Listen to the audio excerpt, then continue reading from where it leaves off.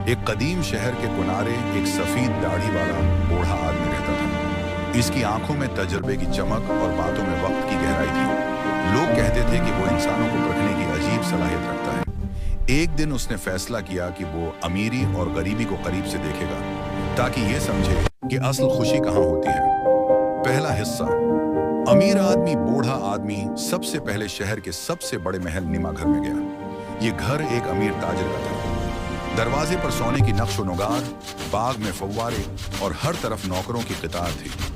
अमीर आदमी रेशमी लिबास में मलबूस नर्म सूफे पर बैठा था। उसके सामने कीमती खाने सजे थे, मगर उसके चेहरे पर सुकून नहीं था। बूढ़े ने सलाम किया।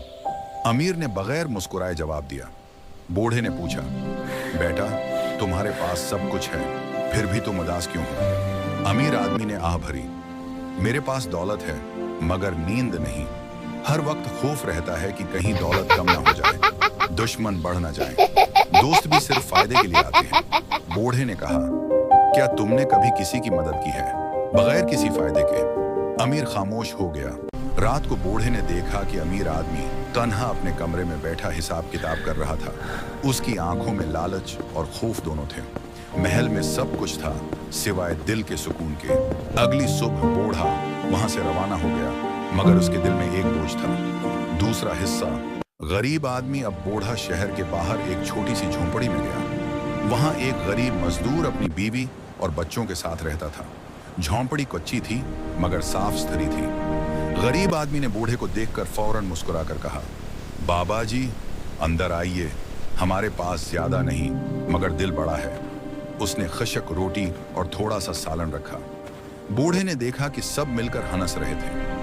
बूढ़े ने पूछा, तुम खुश कैसे हो जबकि तुम्हारे पास दौलत नहीं?